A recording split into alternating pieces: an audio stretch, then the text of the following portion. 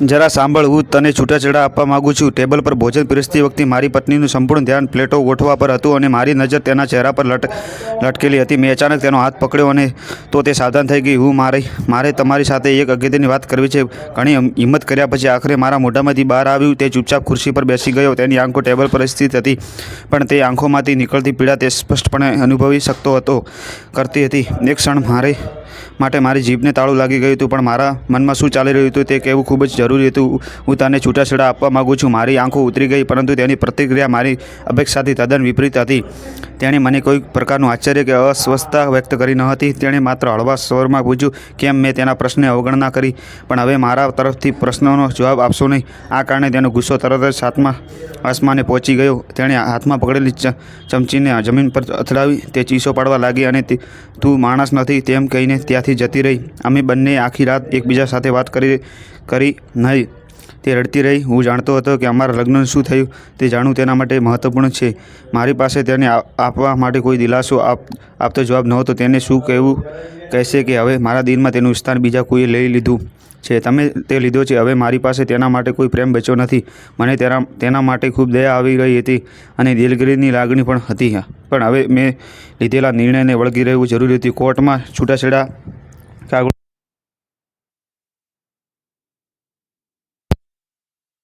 પછી તે ઘર, કાર અને પોતાના વ્યવસાયના 30% માલિક બની શકે છે. પણ શરત માત્ર અને માત્ર છૂટાછેડાની હતી. તેના કાગળો પર નજર નાખી અને બીજી ક્ષણે તેના ટુકડા કરી જમીન પર ફેંકી દેવામાં આવ્યા. જે સ્ત્રી સાથે મેં મારા જીવનમાં 10 વર્ષ વિતાવ્યા હતા તે એક ક્ષણમાં અજાણી બની ગઈ.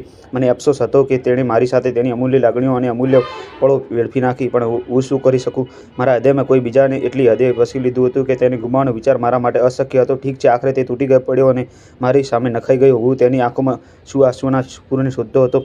કદાચ હું છૂટાછેડા પછી આ જ જોવા માંગતો હતો. બીજા દિવસે જ્યારે હું મારા નવા પ્રેમ સાથે આખો દિવસ પસાર કર્યા પછી થાકીને ઘરે પહોંચ્યો, ત્યારે તે ટેબલ પર એક કાગળ સાથે કંઈક લખવામાં વ્યસ્ત હતી. મેં તેના પર ધ્યાન આપ્યું નહીં અને હું જતાની સાથે જ હું ટેબલ પર સૂઈ ગયો. પથારી મોડી રાત્રે જ્યારે મેં મારી આંખ ખોલી ત્યારે હું હજી પણ કંઈક લખી રહી હતી. મેં તેને હજુ સુધી કોઈ પ્રશ્ન પૂછ્યો નથી. સવારે જ્યારે હું જાગી તો તેણે મને છૂટાછેડાની કેટલીક શરતો જણાવી સામે રાખ્યું અને તેને મારી સંપત્તિમાંથી કંઈક જોઈતું ન હતું. તે મારી સાથે વધુ 1 મહિનો રહેવા માંગતી હતી.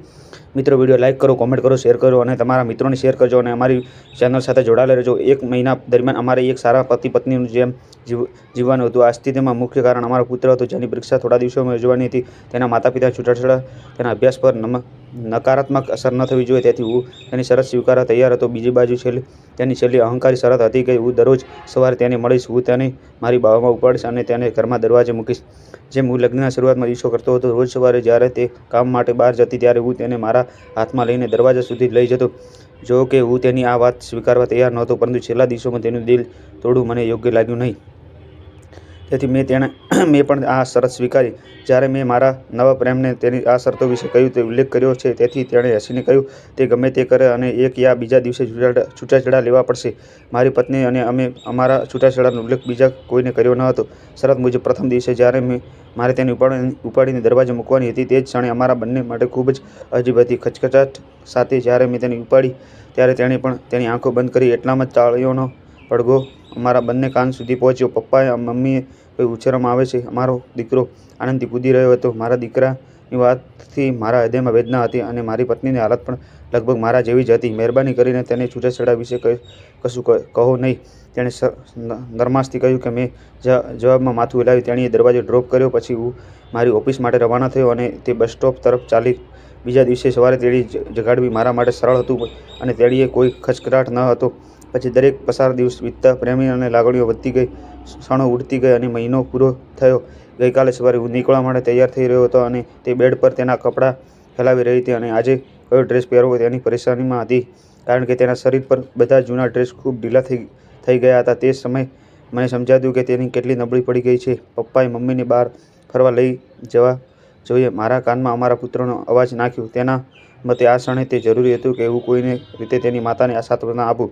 મારી પત્ની અમારા પુત્ર તરફ વળી અને તેને ગળે લગાડ્યો અને આ ક્ષણે મને કમજોર ન થવા દો. આ વિચારીને મેં મારી દિશા ફેરવી અને તેને ત્યાં છોડીને મારી કાર તરફ આગળ વધ્યો. તે જ ગતિએ ગાડી ચલાવીને હું મારા પ્રેમી તરફ આગળ વધ્યો. પણ વારંવાર મારા હૃદયના એક ડર સળવતો હતો કે કદાચ હું નિર્બળ બની જઈશ. તમારો નિર્ણય બદલોમાં જો જ્યાં નવી મંજિલ મારી રાહ જોઈ રહી હતી. તે ઘરના દરવાજા પર મેં બ્રેક મારી, દરવાજો ખુલ્યો અને તે હસતી હસતી મારી સામે આવી. મેં અચકાતા તેને કહ્યું કે મને માફ કરો, હું મારી પત્નીને છૂટાછેડા આપી શકતો નથી. મારા મોંમાંથી નીકળતા આ શબ્દો તેના માટે ધડાકાથી ઓછા નહોતા. તેણી મારી પાસે આવી અને મારા કપાળ પર હાથ મૂકીને બોલી, કદાચ તારી તબિયત સારી નથી કે મજાક કરી રહ્યા છો.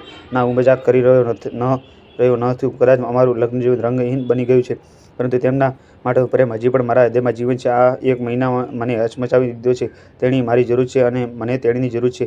આપણે એકબીજા વિના રહી શકીએ નહીં. ભલે મોડું થઈ ગયું છે, પણ મને બધું યાદ છે અને સાથે સાથે રહેવાનું વચન પણ યાદ છે, જે મેં લગ્નના પહેલા દિવસે તેની સાથે કર્યું હતું. આટલું કહીને હું મારા ઘર તરફ દોડ્યો. ઘરમાં પ્રવેશ્યો અને દોડતા દોડતા સીડીઓ ચડવા લાગ્યો. મારી પત્નીને આપવા માટે મારી પાસે જીવનની સૌથી મોટી ભેટ હતી. હું તેનાથી થોડીક જ ક્ષણો દૂર હતો ત્યારે તેના હાથમાંથી જીવનનો દોરો સરકી ગયો. તે ઘણા મહિનાઓથી કેન્સર સામેની લડાઈ હારી ગઈ હતી. ન તો તેણે ક્ષણે ક્યારેય તેની સમસ્યા ઉલ્લેખ મારી સમક્ષ કર્યો હતો, ન તો તેની વ્યસ્ત જિંદગીઓ મને દૂર રાખી હતી.